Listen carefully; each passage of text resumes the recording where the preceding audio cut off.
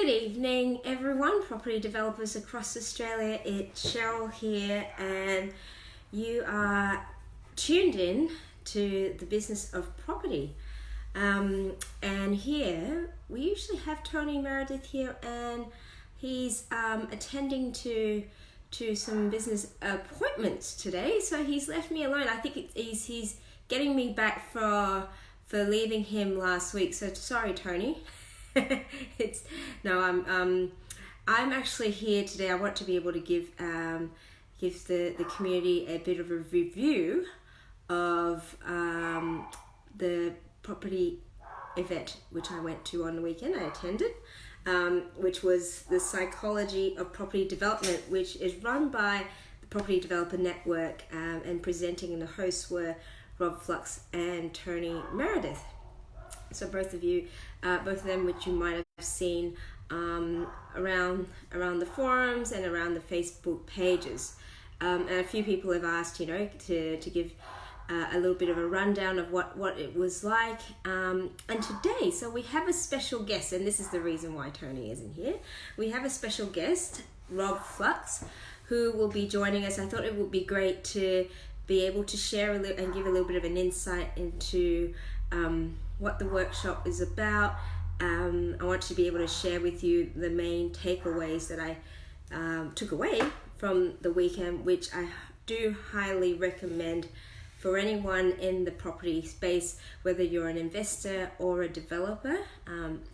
That was the one thing that I realized that it hadn't really been addressed before very much in any of the other courses that I've been to, is the psychology around it doing anything, really. So anyhow, without further ado, I'm going to invite Rob onto the stage. Rob, are you there?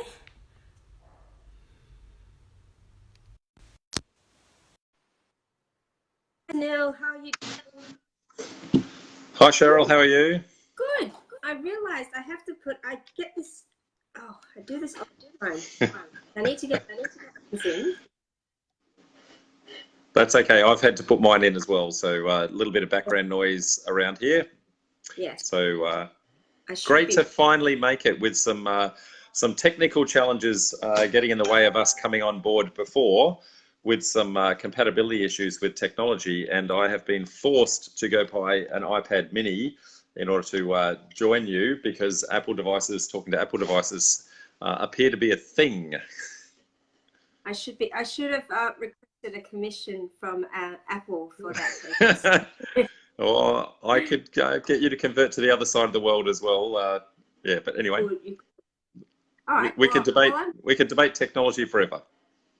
Exactly. I'm just waiting for this to hook up while it's doing that. Just bear with technology for the moment. So Rob, I want to thank you and Tony again for hosting the weekend. I went in there quite excited. Obviously, the sessions that we do, Tony and I do on a Tuesday nights are based around, a lot of it is around mindset and around property development and the mindset behind property and business. But I really like the way that the both of you, first of all, complement each other so well, and then thank you. that you cover on a high level, different strategies around development, but then there is a strong focus on the mindset and psychology. And tell me how that came about, because you've been running, the Property Developer Network for 7 years now. Yeah, we had our 7th birthday last month, so I guess thank you. I feel like it's a lot longer, and I should say, excuse me for being a little bit disheveled. I guess after a long weekend with 12-hour days and then prep before and after, I tend to get lazy for the week afterwards. So how did it come about? It came about with I had been running some courses for quite some time. I guess as I started running the network, which actually started out with me just trying to help a few mates out, and that kind of grew. And then people started asking me, hey, can I teach them how to do things? And I kept doing the how to, because most of the other courses out there don't cover how to. They enlighten you and get you motivated, but they don't give you the actual hands-on technical side of things. So I covered that. But what I found at the end of that process was that even though people had the skills, they were still afraid to pull the trigger. And for a variety of reasons, they kept telling themselves they couldn't find a deal. They kept telling themselves that even when they found a deal, that the dollars weren't enough, or they just were not prepared to go to contract, or if they did go to contract, they'd tear it up at the last minute when it was a perfectly fine outcome. So I guess looked at a whole range of different ways of actually dealing with that. And when Tony and I started hanging out together, so I actually was the person who introduced Tony to his joint venture partner, who he's now done his 3 projects with. So I guess Tony and I go back a little bit.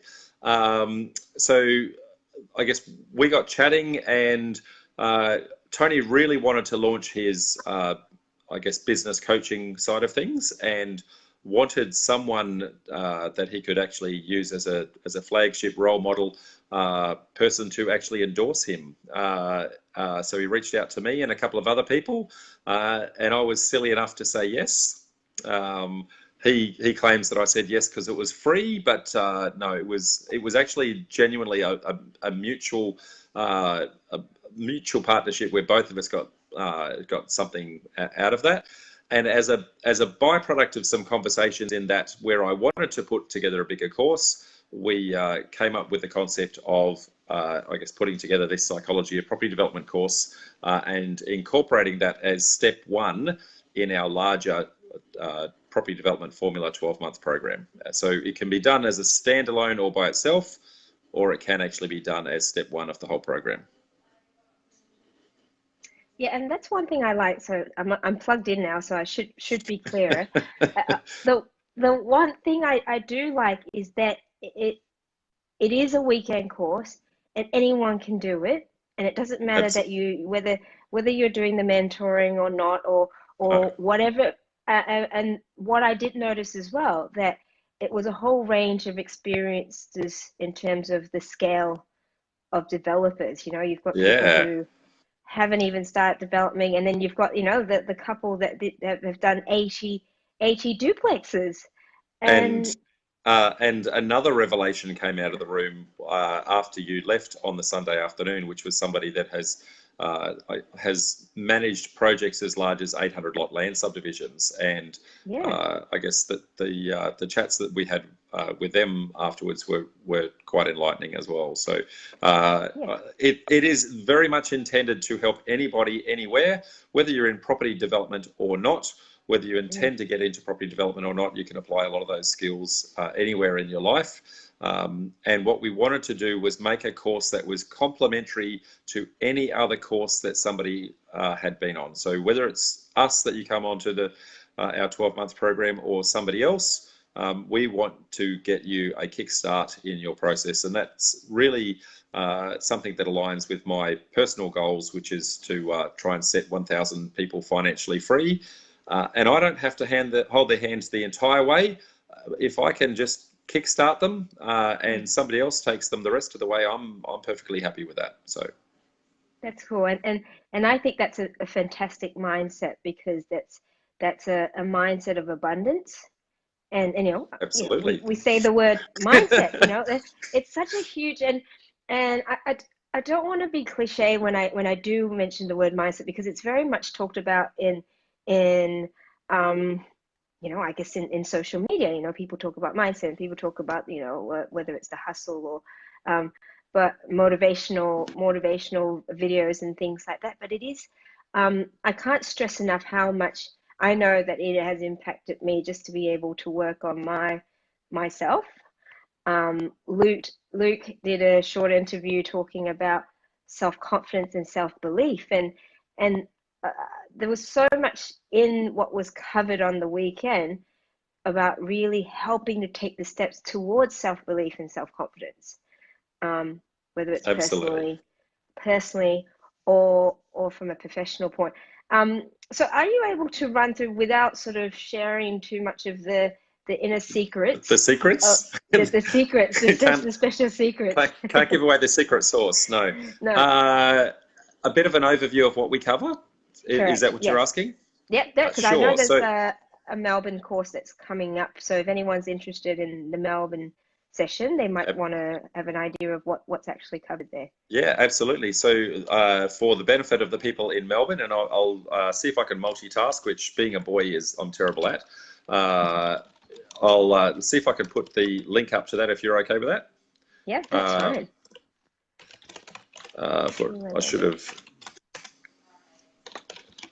I'm trying to look at one camera and type to another screen, so it's. Well, whilst you're doing that, I won't put on the elevator music. I'll just. So the secret sauce. The secret sauce.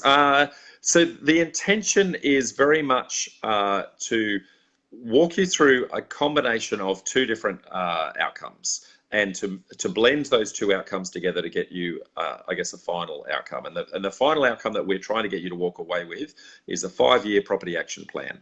So we go through a whole bunch of property strategies and say what is involved, what is the steps required from a success perspective, and it's dealt with very high level.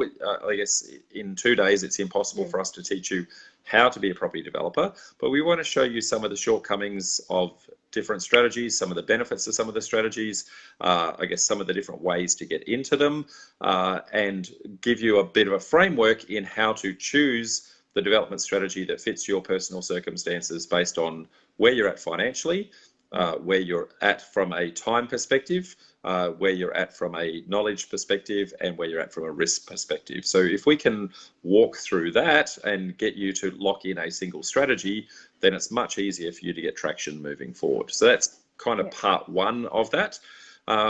We then weave into that the mindset side of things, where we very deliberately, and mindset's one of those things where people seem to be afraid about going to a mindset course because they're, I don't need that, I'm fine.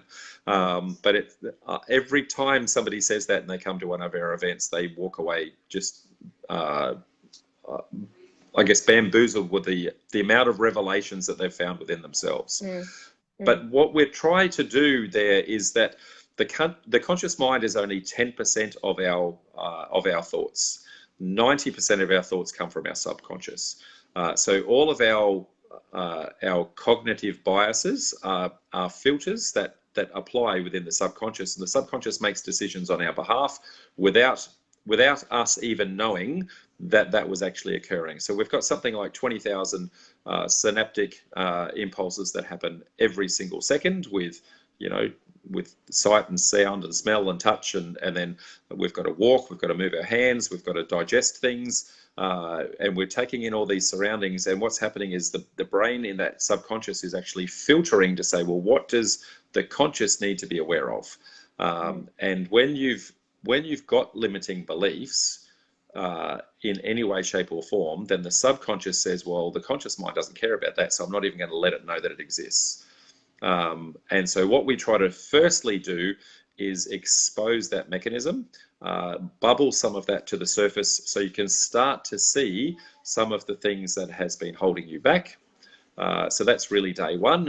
And Tony and I guess, joke about the fact that we break you on day one, and then day two, we put you back together. So what we're really trying to do is get you to be consciously aware of what's happening. And then on day two, give you some coping mechanisms to actually help you to deal with that, and also to, I guess, set some, roadmaps in how to actually achieve that. Day two, we also very much go through a process of capturing our goals, I guess, through all sorts of areas of our life. And we have a scoring matrix that I need to trademark. It's my own concept that's gone into that, but it's and I won't tell you how the scoring works, but basically what we're trying to do is prioritize what those goals that you've written down, because too many of us write down a whole bunch of goals and don't pursue them, but in our mind they play on us, and so we think that they're truly goals, but in reality many of them are actually fantasies, and yet we hold on to the baggage of not fulfilling those fantasies, And because we hold on to that baggage, it actually limits us from actually going forward on the other ones. Because if those ones didn't succeed, then of course the good ones we love won't succeed as well. And then we tie all of that up in a bow and say, well, now that we've got a development strategy that you want to execute, we've got some goals, we give you some action plans, and then you put all that together and you build yourself that 5-year property action plan. Fantastic. And that's the matrix. So there's sort of a, like you said, that you assess where people are at. Not too many secrets. Not too many secrets. Without going into too much detail, I have to say it was something that I remember speaking to Tony about and going, you know, a lot of what I notice is a lot of starter developers, they get overwhelmed with the different strategies, and they're not really sure. Absolutely. Do I do the options? Do I do the you know, am I doing the land subdivision? I'm not really sure what to do, and I love the way that you're able to bring it down and help them break it down. Absolutely, and because and I'm just going to call it out because you said options as a strategy. Options is not a development strategy. Options is an acquisition strategy. Sure. So you can apply options to any development strategy. So you might be doing subdivisions, you might be doing townhouses, you might be doing units or a number of others, and you can use options to acquire the property. I guess there's a couple of educators out there, and one in particular who promote that options is the strategy. And I want to be very, very clear that options is just an acquisition strategy. Sure. And there are many, many, many acquisition strategies, and you should learn all of them and then apply them how and when appropriate. Yeah. And another point on that as well is that if you have, and I encourage people to constantly be educating themselves about different strategies, and I agree it's an acquisition because there's so many different types of then development strategies. It's then how you can, the more you understand, the more you're able to combine different strategies together and stack them together. Absolutely. And you can look at a site and be able to say, all right, why don't I vendor finance this, but then I can do this, and then I can do this and this. And absolutely. And I guess it can become very overwhelming right at the start, but when you actually understand it and how you can layer them and how you can stack them together, like you've said, then you can get massive escalation on your outcomes. The biggest challenge that I see from people trying to progress and why they don't get traction, over and above their mindset, is that they cannot make a decision on what their development strategy is.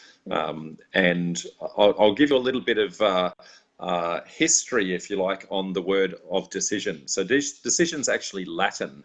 So it comes from the word decidere, and it's actually got two portions of it. So decision is from incision, meaning cut, and the other part of the word, and I'm trying to think what it is, but it's basically side. So you decide. So which comes from suicide, right? So to cut off and to kill. So when you decide something or you make a decision, you actually cut off and kill any other options. And the problem is that most people do not decide. They do not make a decision, and they instead look at everything, and that then starts to become overwhelming. They start to become a jack of all trades and master of none, and then wonder why they don't get traction, despite the fact that they're putting lots of effort in. Sure. And is that why do you think people do that they spread themselves thin? The old bright shiny objectitis.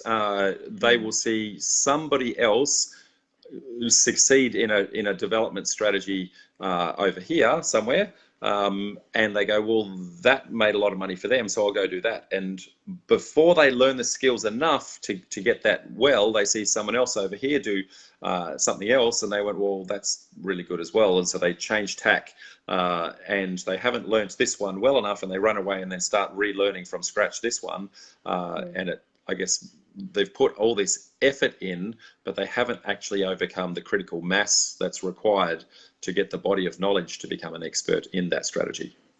Okay. And so as part of your mentoring program, do you find that you do do you have to herd them back in to sort of go, you're getting distracted. Let's bring you back, and this is the strategy that you've chosen. Don't get distracted. You've made Absolutely. the decision. Well, in the end, we can only guide them. In the end, it's their decision, their life. What we can do is we can remind them of the decisions that they made at the start, and challenge them to say what has changed in the process. To why are you moving off to tangent? And for a variety of reasons, people may choose to change tactics along the way. But we try as much as possible to get them to hold to a steady course. We get that when we start them on the program, they firstly do that psychology of property development weekend. They lock in that 5-year property action plan, and then Tony and I sit down with them with a 2-hour session, walk through that plan with them. We have a look at their assets, their liabilities, their goals, both in property development and in life, and we have a look at what some of their limiting beliefs are, and we try to understand what the roadmap of challenges are that we're going to be facing for this one person over the 12 months. And some of that is going to sit very squarely in Tony's camp, and some of that's going to sit very squarely in my camp. And what we do really well, I believe, is that Tony and I tag team quite well, because he is very excellent at the mindset side of things, but is a developer, and I'm a developer first and foremost, but I have some very good mindset skills. And so where I'm weak, he's strong, and where he's strong, I'm weak. And I guess we tag team really well and know how and when to hand over to the other person.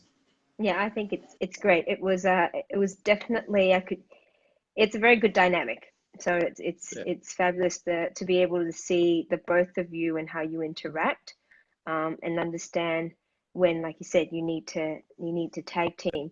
Batman and Robin. So yeah. I'm Batman. Who's of course you are. You're a D. Well, you have to have the bald head to get that rubber mask on. So yes. I'm pretty sure Batman's got hair. Yeah, I don't think so. not in my fantasies. No. Right, we'll move away from fantasy. I wanted to, there were a few before I continue. A few comments here.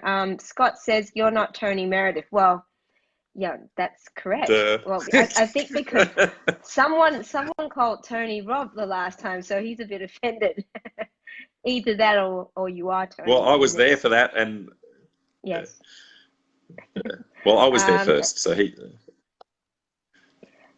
Rob was there first. I'll vouch for what Rob said. Cameron says, never wanted to do a mindset course, but after attending a year ago, it's now a daily practice of mine to learn about and develop. I'm interested to find out, Cameron, how it's changed your mindset, or how it's changed from that point to where you are now, and how that what that growth has been. I'd love if you could share that, just typing in if you'd like to. Hello, Nigel, Daniel, Logan. Hello. Fabulous. And like I said, one of the things, and I've been to quite a few property courses before. One, I probably went to my first, I started reading Rich Dad, Poor Dad when I was in uni. And my first sort of mentoring program that I did definitely didn't talk about mindset. I was young. I went out all guns blazing, and I used to drive, get my parents to drive me around to look at properties. But one of the things, my big mindset thing was I didn't have any money. I hadn't saved any money. I wasn't really working, but I could see potential in things, and it used to get me really frustrated. And I like that you address as well the no or little money down strategies to be able to acquire properties. Absolutely, absolutely. And if you don't mind, I think, and as a general rule, and I don't know the particular course that you did, so we don't need to name that, but as a general rule, I don't think there's a very clear understanding between the difference between a mentor and a coach. And the two terms are used interchangeably and inappropriately. So a coach is very much about, I guess, unlocking your potential and getting you to take action. And a mentor is very much about the action that you take being the right action to take, having actually done the process themselves. So a coach doesn't have to have done the particular sport at an elite level to be very good at coaching, but a mentor does. So there are, I guess, a ton of coaches out there in professional sport who have never been an elite athlete, but they are excellent coaches. And the reason is because they are very good at seeing through people's bullshit. Excuse the French, but that's what it is. And one of our students had an expression that I'm going to claim, which is they become your unreasonable friend. So they have all the right intentions, but they are going to, I guess, very gently remind you that what you're doing is not in your own best interests. Whereas a friend generally doesn't want to hurt your feelings. So a coach, and a coach doesn't want to hurt your feelings either, but their whole job is to get peak performance out of you. And so that's where Tony works really, really well, is to unlock that potential in someone to physically take the action. And then when they're taking the action, they're inevitably going to hit issues and challenges and roadblocks with, hey, I don't know how to analyze this site, or the development strategy I've got doesn't seem to be working for me. And that's where, I guess, myself as the mentor, I guess, comes in. And that's why it's such a powerful combo, having both a coach and a mentor, and especially when they're in the same program. I see so much value in that. And Cameron's just sharing his experiences. He said one thing was it stopped limiting beliefs about not having enough money or capabilities, etc., which I know a lot of developers, when they're starting off, that's one of the main hurdles. I just don't know enough. But it's the same in anything that you're starting, right? Whether it's business or property or whatever it might be, there's always the fear. And goal setting. For my very first deal, I was exactly the same. And probably for the second and third deal as well, to be brutally honest. So, but you overcome that. And no matter how big a developer you are, whether you're a lend lease, whether you're a Metricon or those sorts of things, they all started out with their very first deal. And, if you start out with your very first deal, you can grow. How far do you want to take it? Yeah, fabulous. Cameron goes on to say that goal setting, so that when times got tough, I fall back to my why and pulling myself through to keep moving forward. Goal setting, I know people talk about goal setting all the time, and it's something that I do harp about. And I know, I think we sometimes don't take that seriously enough, either that or, and no, most people don't. Yeah, and one thing that I really took away from the course was aligning your values with your goals. Yeah, and on top of that,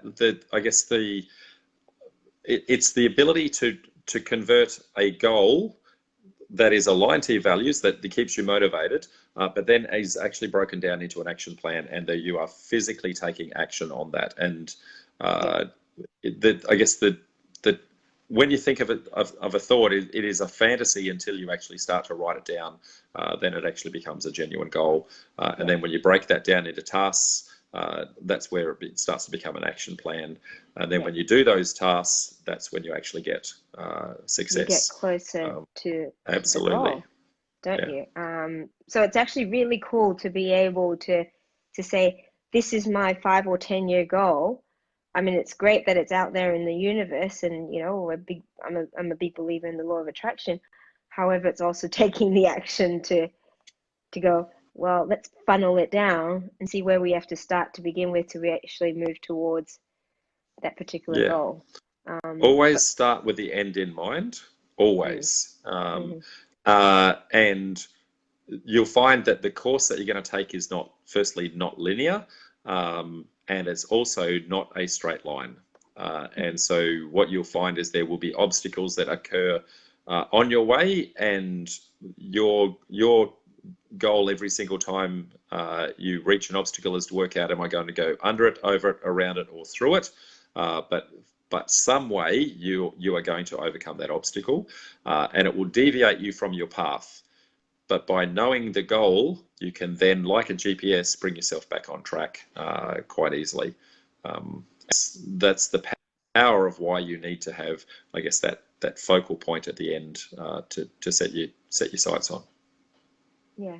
And I'll just share a bit of a personal story. So, I came home after the weekend, and I sat my husband down. I went, and it's so easy. I mean, to be caught up, particularly when you're in a job, and I work for myself, and my husband does something that he enjoys, but admittedly, so having gone through a bit of your program, and I sat down and said, he did say to me, I've almost forgotten what it is that I value and what my end goal is meant to be, because we're so caught up.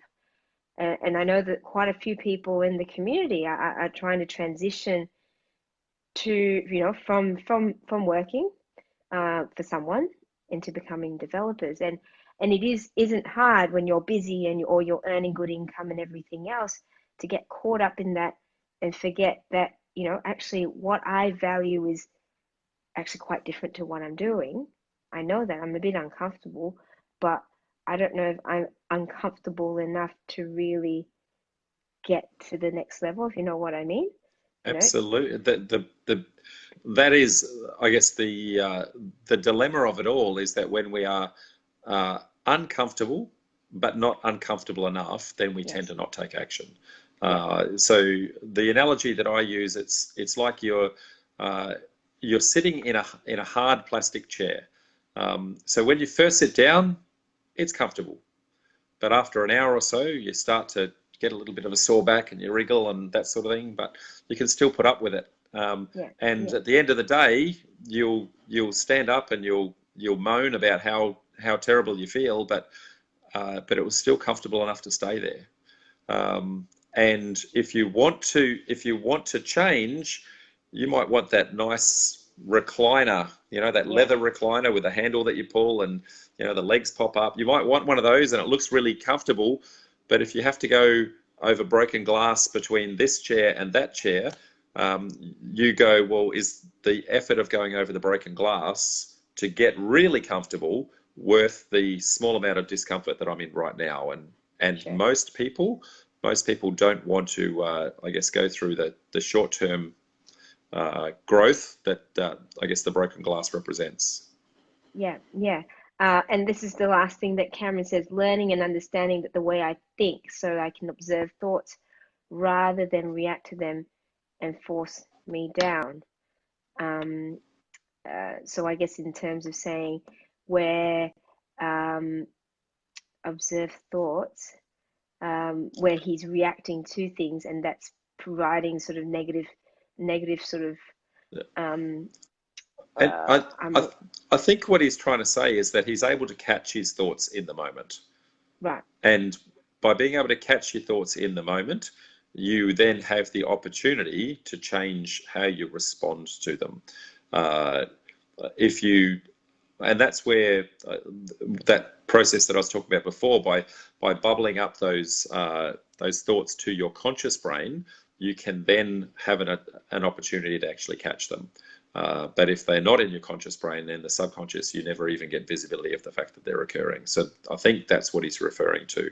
Yeah. And when you first go through that process, you'll find that you'll become aware of, I guess, some bad habits long after you actually did it. So it might be 3 or 4 hours after you did the bad habit, and you'll sit back and reflect and go, actually, that probably wasn't the smartest thing to do. but it's 3 or 4 hours afterwards. So what can you do about it? But the fact that you took the time to reflect means that next time it might only be 2 hours. And then the next time it might be 1 hour, and then all of a sudden it gets closer and closer, and that's when you then start to catch it in the moment. And when you can catch it in the moment, that's when you can go, well, this is my opportunity to actually make a change in my life. Yeah. What do I want to do? How do I respond rather than how do I react? Yeah, love it. Davina has said she really, really liked the way that you broke out the definition of a coach and a mentor. She says a coach is someone that unlocks your potential, and a mentor points you to take the right actions for a chosen strategy. Absolutely. Little hearts thrown out to you, Davina. Daniel very well said, Rob, Scott, I think it just gives you so much more direction once you realize what you actually value. That's a great one. The value. I had my husband do the sort of the ikigai exercise, and what he wrote, it was really interesting. At the end of it, it was about vegetable gardens and gardening and creating these like farms. And I went, you're in IT. This is so far removed, but he loves the garden. He loves landscaping. He's done all our landscaping. He was out there at the end of work every weekend when we first moved, and he loves it. He enjoys it. It's meditative for him. I go, but it's far removed from what you want. He goes, that's what I value. I want to be able to give back to community with, whether it's permaculture or whatever it is. I went, well, where are your goals and where are your values? Let's try to align them up a little bit more. So I think that whole value exercise was excellent, and that's something else that I haven't really seen a lot of. I have done it myself through I have a goals book. It's a diary that I have, and it goes through quite a lot of that values and where you stand in terms of your business or your health or all the different aspects of your life, even evaluating where you're sitting in that. And I know we did exercise around that. It really is giving people a awareness, a much clearer awareness of themselves, when often we don't spend time with ourselves. No, we don't, and we're acting almost automatically in our daily lives, and we do things a certain way every single day without taking any thought as to why we do that. And that's one of the exercises we actually try to get people to do on our weekend, is to get you to sit back and, I guess, reflect on all the different things that are in your life that you are already doing. So it's not us saying what your value is, it's you actually, I guess, pulling those values out of your own actions. And then when you know what your values are, when you can actually articulate your values, because most people inherently know what they are, but they don't know how to articulate it. But when you can articulate it, then when you've got your goal, you can then say, well, how do I make my goal relevant to my values and give that goal some meaning? So having a goal that is to make $1 million has no arbitrary meaning. It's just make $1 million. But if you say, I want to make $1 million so that I can send my kids to school, so I can spend time with my partner, so that I can give them the quality of life that I didn't have when I was younger, when you can actually start to, I guess, put some heart and feeling into those goals, that's when they actually inspire you. And so when you do get knocked down, when you do hit those obstacles, you actually have a reason to get back up again. Because we know there's lots of hard knocks in development. Absolutely. Well, every day. So property development is a problem-solving occupation. It is all day, every day, we are solving problems. That is what we do. but it's there are two parts to property development. So problem solving and people. So all day, every day, we deal with people. It's a people business, and we happen to transact property as stock. But we deal with people when we negotiate our deals up front. We deal with people when we're engaging with our consultants along the way. We deal with people when we're doing our construction or we're getting our finance. And we deal with people who are buying our finished product at the very end. And when you start to understand people's motives and drivers and their values, so firstly, you need to be able to identify yours to be able to understand somebody else's. But when you can actually understand their values, then you can actually start to provide solutions for them that will want them to take your finished product, or will motivate them to do a good job for you, or to allow them to sell to you because you can articulate your offer in a way that allows them to see that it unlocks something within their values and within their own goals. When that point about people, which I also really enjoyed, was doing a disc profile, and I didn't really I've seen disc profiles. I mean, I've done one for myself, and I've seen how teams can be brought together. But tell me, if you can share a little bit about why it's so important to understand different profiles. And without giving all of it away, it is very much about the fact that how you are perceived is going to be interpreted very differently based on the personality of the other person. And so every personality trait has a thing called a balcony and a basement. So the balcony are the positive strengths, and the basement are the negative weaknesses of that personality strength. And so if somebody is of the opposite personality trait to you, they're more likely to see the negatives in you. So for me, I am a very, decision-making dominant type personality. So I'm hard and I'm fast. I'm just about the facts and doing stuff really quick. And for someone just like me, that seemed to be a strength. But for someone who is slow and steady, then I can come across as overbearing and dominating. And I'm the same person, and I do the same actions, and one person loves me and the other person hates me. And all of us have those balconies and basements within our personality traits.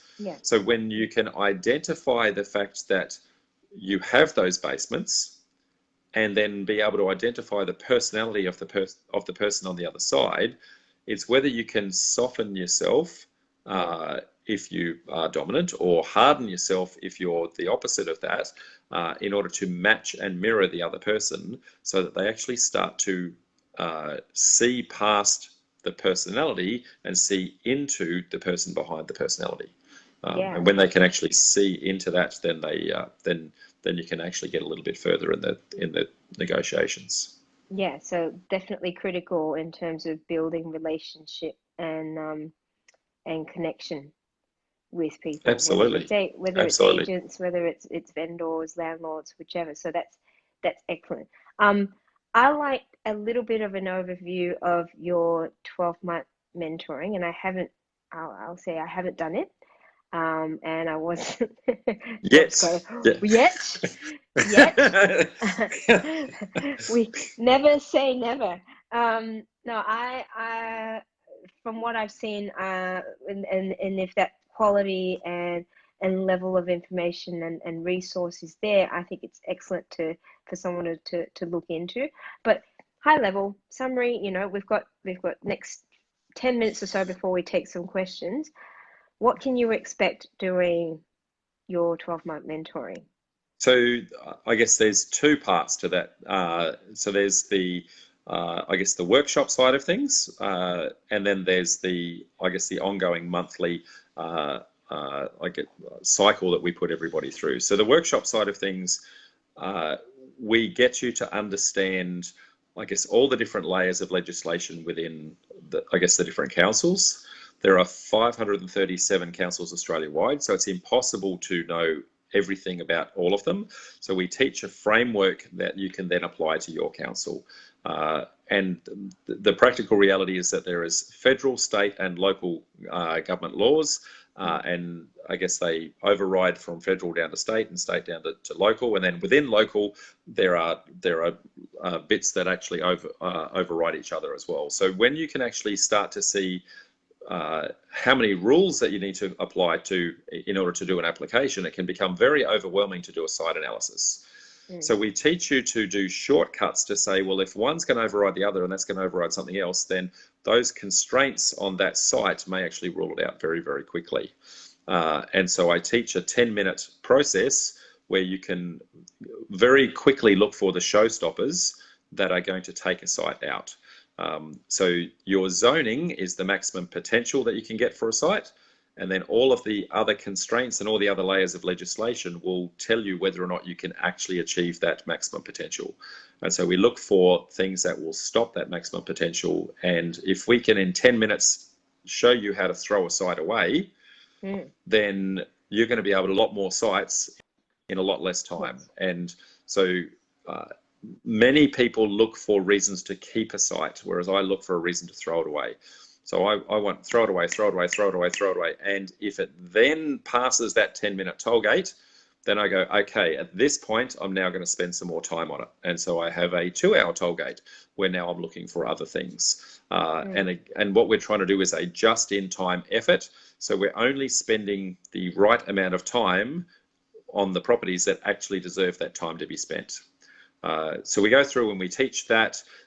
We teach how to analyse those sites. We teach feasibility processes so that no matter what your strategy is, you can then determine whether or not that can be applied, and what sorts of things councils actually do and how they do that with regards to building their city plans and their growth patterns and all those sorts of things. So that if you go to your council and you say, well, show me what your planned infrastructure upgrades are, for example, it may not be on public record, but you know that it's there, and you say, well, if I know what those infrastructure plans are, I know that councils spent a lot of money researching where that population growth is going to go, and they're only going to spend the money where they need to. So are there opportunities in and around those infrastructure spends? So just one of many things. The other difference is that we actually get them with a laptop in the classroom and genuinely analysing sites. So we get them real world to use that 10-minute tollgate to analyse sites and say, well, what would you do? And you know, the first time they put 10 minutes in, they get you know, a little bit overwhelmed, but the second time they start to get it, and the third time they start to get practice. And then what we then start to do is layer some of the sites have got very deliberate opportunities and very deliberate tricks in them that are gotchas, and so we're trying to expose them to the opportunities that lay hidden, and we are also trying to expose them to some of the gotchas in a very safe way. So if we can get them to fail safely in a way that doesn't cost money, then they will grow very, very quickly from that. So that's kind of the 3 days. There's a little bit more to it than that, but given we've only got 10 minutes, and then we go into a monthly cycle from then on, and the monthly cycle gives us an opportunity to spend have a level of touch point with our students at every week during the entire 12 months. So we have a webinar on month 1 where we teach them a new topic. We teach them joint ventures, option contracts. We give them our templates and that sort of thing. We teach them no money down strategies, teach them the plan ceiling process. We teach them entity structures, you know, should you be doing it in companies and trusts, and why would that work? We also have an advanced entities to say, well, what you do on project number 1 and what you do when you're doing 5 or 6 projects at a time might be slightly different. And so how do we actually turn that into a business? So every month we kind of build on those skills. Then week 2, we then have a group coaching call where I guess Tony runs that, and we're trying to keep everybody motivated and on track and doing their things. And Tony does like an around the grounds status update as to how and where everybody is. And what we find is that the reason why we do it in the group session is very, very deliberate.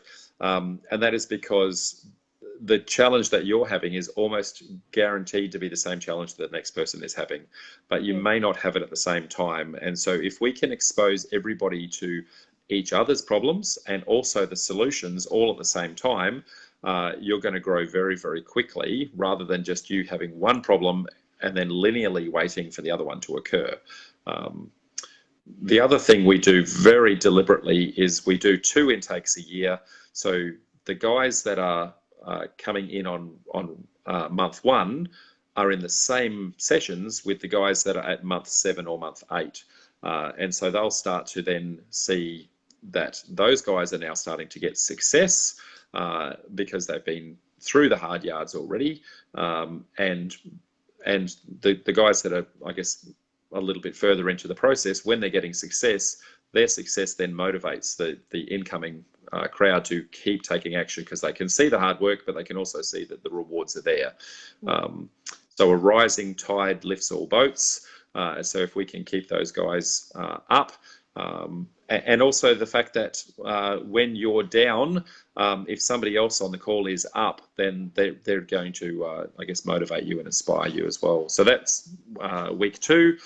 Week 3 is then the mentoring sessions with myself. Again, that's a group session, and we, I guess, will go through any question that anyone has got in that process, whether it be, hey, I'm not quite sure how to lock down my strategy, or I haven't worked out my target areas, or it could be, hey, I've got this cracker deal, but I'm just having a little bit of problems with the due diligence. Can you help me out? And we again do that publicly for everybody to benefit from that process. And then lastly is the one-on-one coaching and the one-on-one mentoring, which accounts for the last week of the month. So that gives point in every week for the entire 12 months. And I am not aware of any other program out there that does that level of, I guess, integration with the student. Yeah, that's and how many students do you have with each group? We very deliberately keep them low. So I guess I have a maximum capacity of doing 30 students, but the practical reality is we try to keep it in around the 15 to 20 mark, because we want to make sure that we can maintain that one-on-one, I guess, outcome. We don't want a room full of 200 people where they're being preached to, rather than I guess being nurtured. I don't believe that does anybody any justice. So if you're wanting to be preached to, then I guess you're going to get the outcomes that come from that. Yeah.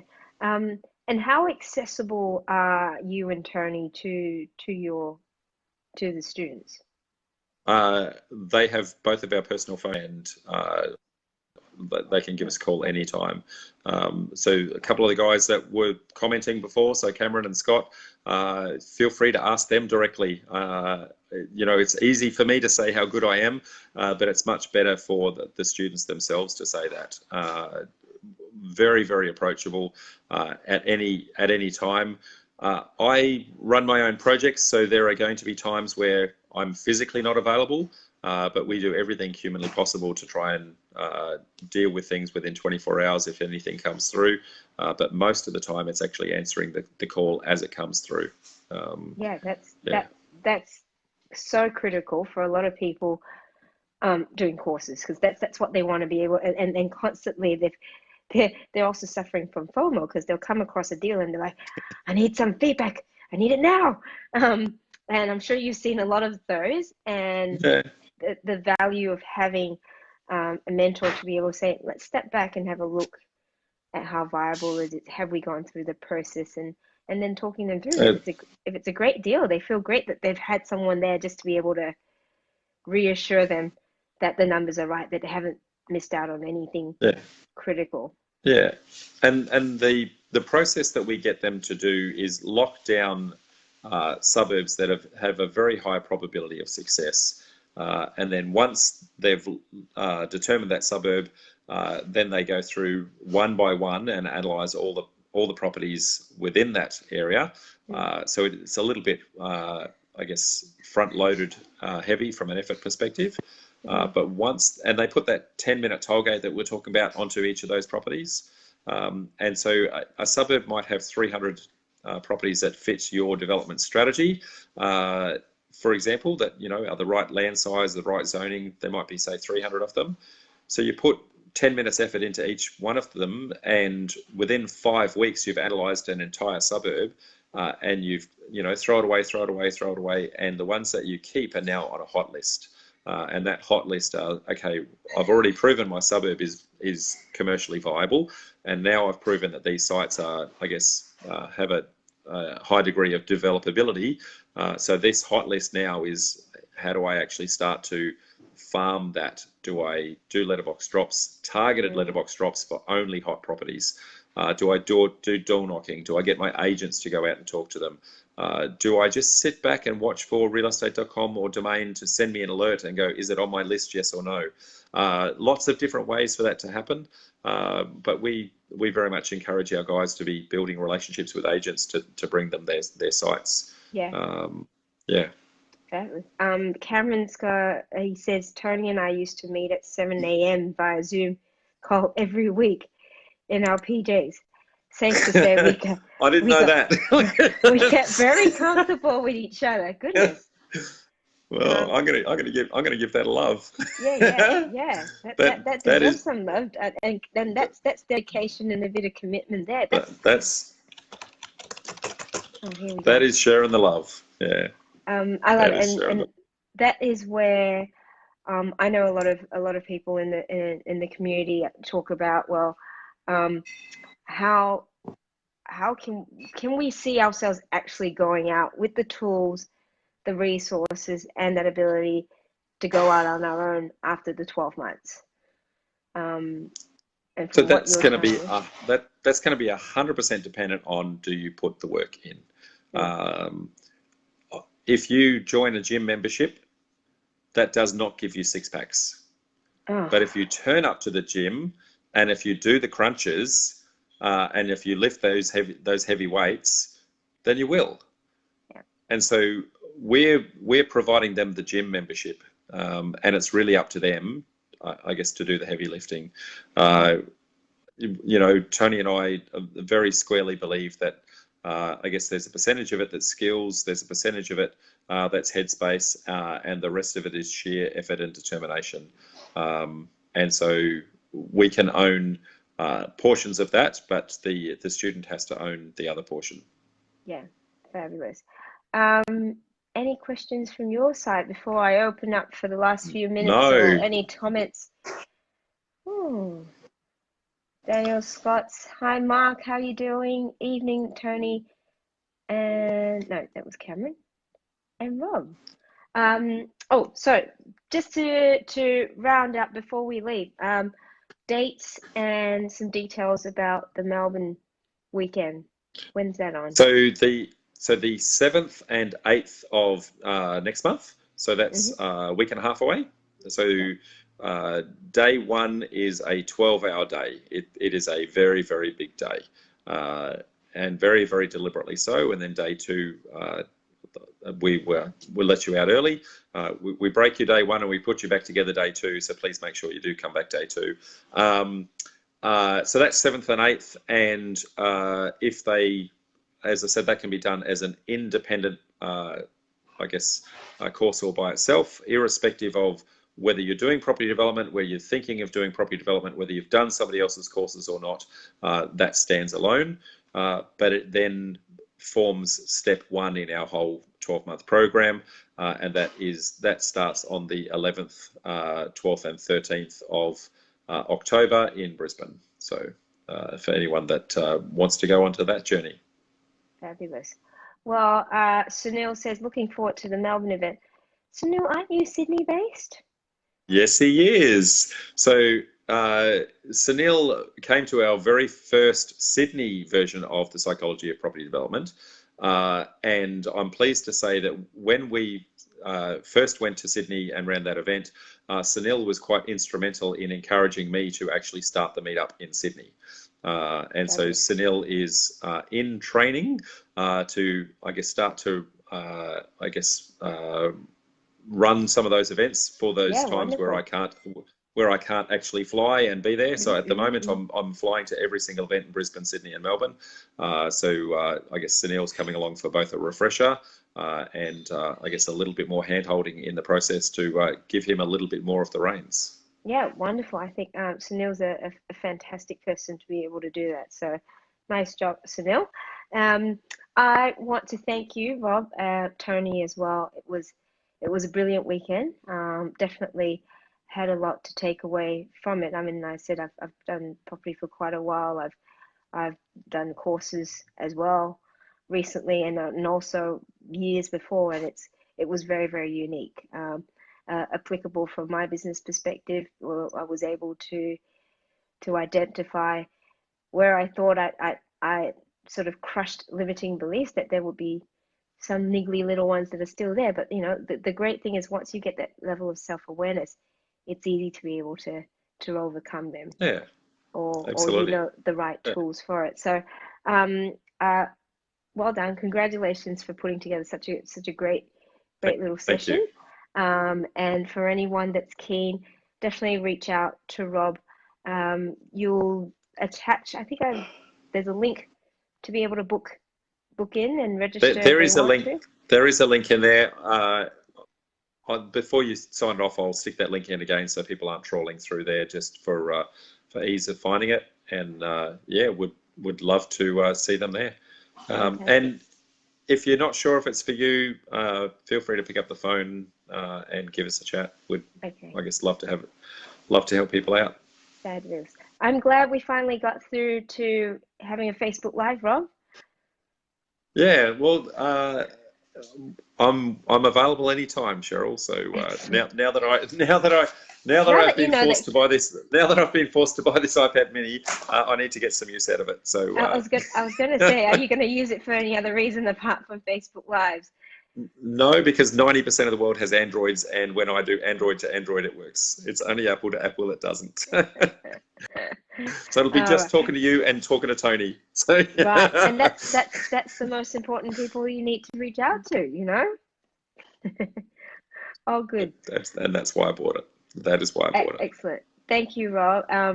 Thank you for being a special guest this evening, and I will be reaching out to you as to the link that we can add on to this post.